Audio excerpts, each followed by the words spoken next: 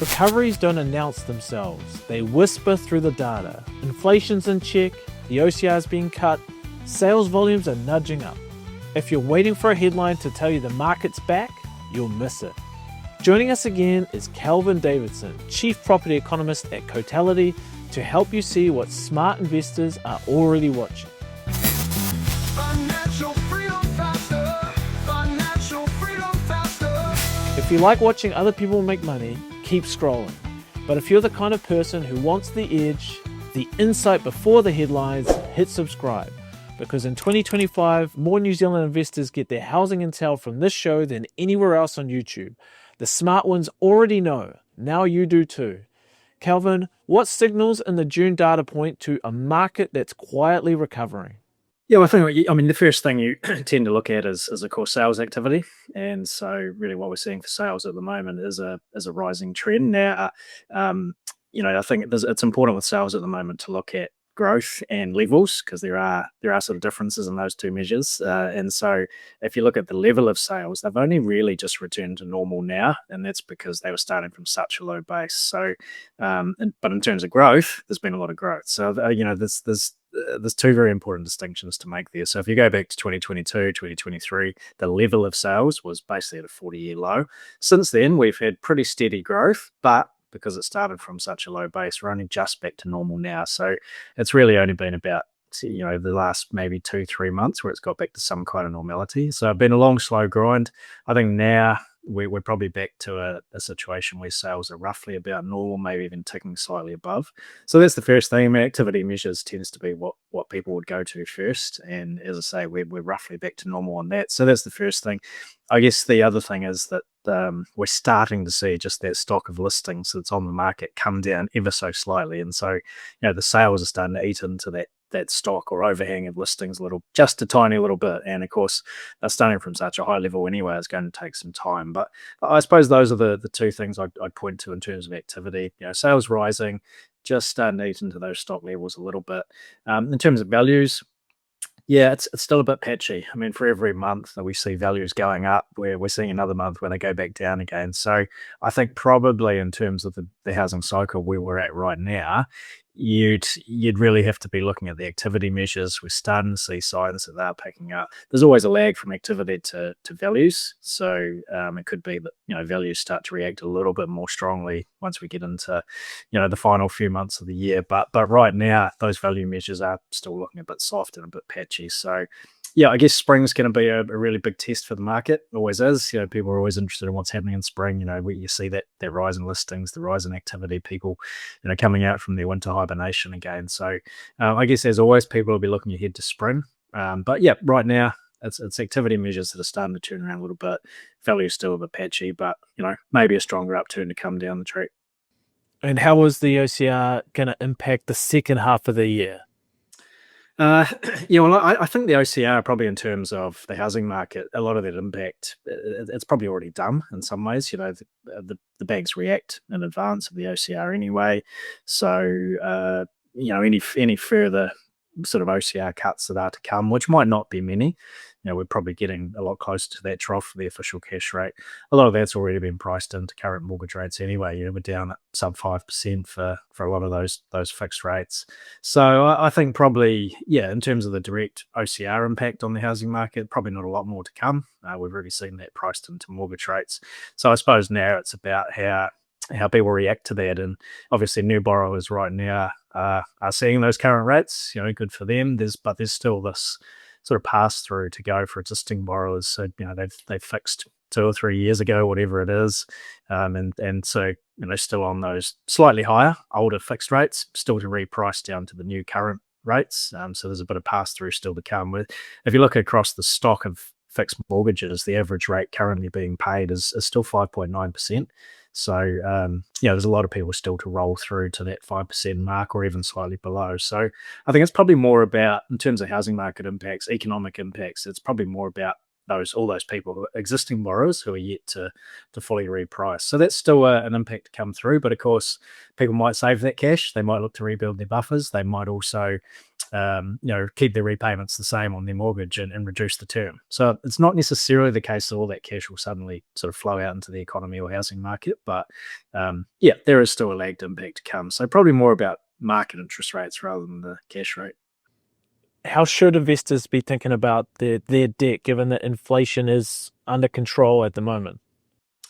I guess, we've seen historically, if you go back 20, 30 years, everyone talks about, well, interest rates are very, very high. So that was bad. But at least with high inflation, the real value of my debt was eroded very, very quickly. So the debt felt small quite quickly, even if I was paying high interest rates.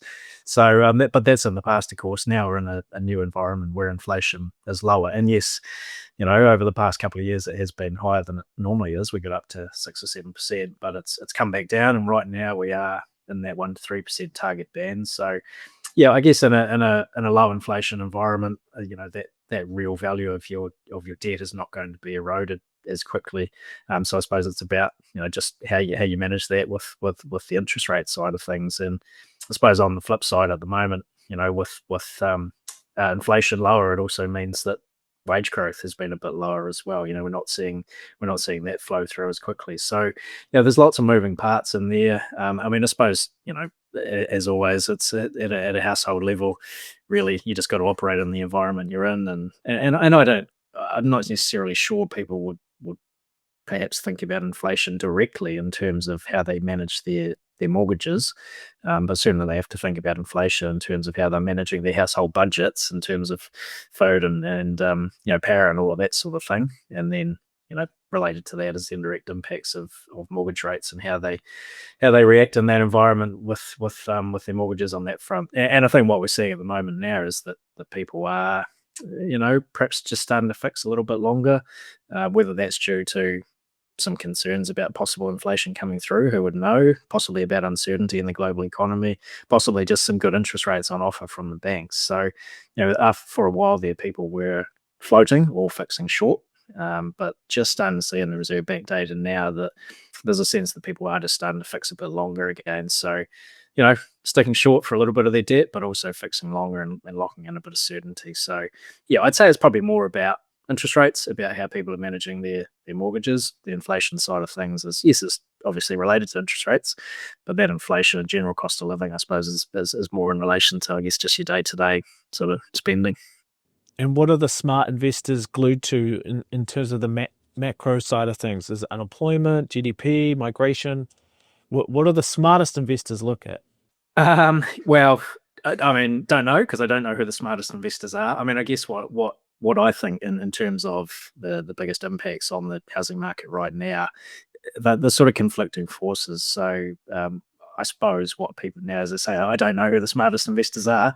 That's a subjective thing. But in terms of I think the two big influences that the people should be watching, or certainly what I'm watching, is obviously on one hand lower interest rates. So that's flowing through to that is going to be supporting the housing market to an extent in terms of driving sales, driving values. But on the other hand, and I think you can probably look at the impact of lower mortgage rates so far has probably been relatively muted. As I say, we've only really just had sales return to normal now, and property values are still a bit patchy. So maybe in previous cycles we would have seen a bigger impact from lower interest rates. This time, it's kind of there, but I think on this occasion, the other side of the ledger is the weak labour market and weak economy. So yes, people are benefiting from lower mortgage rates, but at the same time, if their businesses aren't going so well, if their job security isn't as high as it was, they're not necessarily going to rush out and commit to a new property purchase. So, lower interest rates are there. That's having an impact, but it's just at the moment, I guess, being restrained by their weak economy and their weak labour market, and probably confidence levels being a bit subdued as well. So, I think that's the factors that are sort of working their influence on the property market at the moment. But yeah, we are seeing. Whether they're the smartest or non-smart, whatever, what we are seeing is that, and property investors are coming back. So people are actually voting with their feet, and time will tell if it's a good decision or not. But what we are seeing right now is that property investors are coming back. So our data is showing that mortgaged investors' share of property transactions is rising. So after a couple of years where it has been pretty quiet, we are seeing property investors come back to the market, and tax changes have helped. interest deductibility, shorter bright line test, reduced LVR rules, all those things have helped. But really, for me, the big factor for people coming back to the property investment market is surely lower mortgage rates. Your top ups will be smaller. Go back a couple of years, those cash flow top ups each week might have been $400 or $500, depending on what property you bought. Now, a new investor might be looking at $200 a week. So it's still significant, but a lot less than it was. So, yep, smaller tax bills help. All of those other things help. But really, when it comes down to it, that hard cash flow, that's the thing. And the biggest difference there has come through lower mortgage rates. So yeah, people are, voting with their feet in some ways. Yes, there's those different factors. Economy is still a restraint, but lower mortgage rates are helping, and people are seeing those top ups fall and coming back to the investment market. We're still 16% below the peak based on this report, how I'm reading it. What does the historical data show about how these recovery phases tend to unfold in New Zealand? Well, we don't have a lot of data on this because there hasn't actually been many downturns in the first place to flow through to a recovery. We're only really, obviously the biggest one in recent history was after the GFC. What happened there is that property values fell about 10% from peak to trough.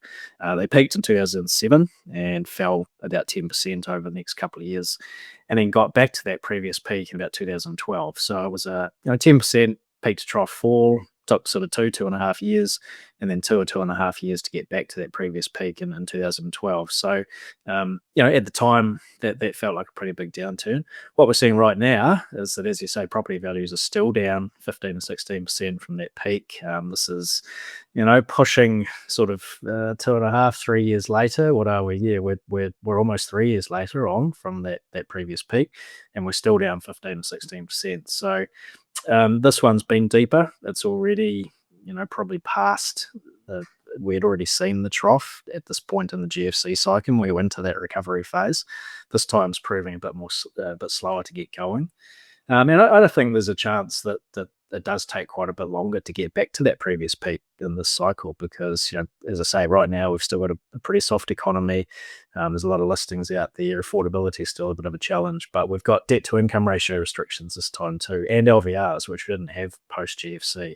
And I think the DTIs are not really doing anything right now in terms of individual borrowers, although starting to hear anecdotally that some borrowers are just starting to feel a few more impacts from those DTI rules. But it does, over the medium term, probably slow down the rate of house price growth, slows down the rate at which investors can expand their portfolios. So it's going to become a bigger consideration. So, it's sort of crystal ball gazing, but it wouldn't surprise me if it was, 2028, 29, 30 until we got back to that previous peak. So this cycle could be, 8 or 9 years rather than that 5 or 6 we had after the GFC. So, it's been pretty deep. It's been pretty slow. But of course, we had a big boom prior to that. So, when you see house prices during COVID go up 40% in 18 months, there's going to be some payback at some point. And I guess we're just in that phase now. Well, I appreciate your insights today, Calvin. Where should people go if they want to read your Cotality report? Well, unfortunately, our website is still www.corelogic.co.nz, but that's about to switch in the next week or two. So either Google CoreLogic or Cotality, and you'll find all of our stuff there. And in a couple of weeks' time, it should be all Cotality. So hopefully everyone can navigate to that. Appreciate your insights, Calvin. Look forward to chatting again soon. Just a reminder, your competition has already hit subscribe on the fastest growing property and investment channel in New Zealand. They're getting the tips, the tricks, and the juicy insights before you've even finished your coffee. They're buying, building, and banking profits while you're still sitting there thinking, should I click a button? Come on, be clever, hit subscribe, or don't, and enjoy watching everyone else get rich.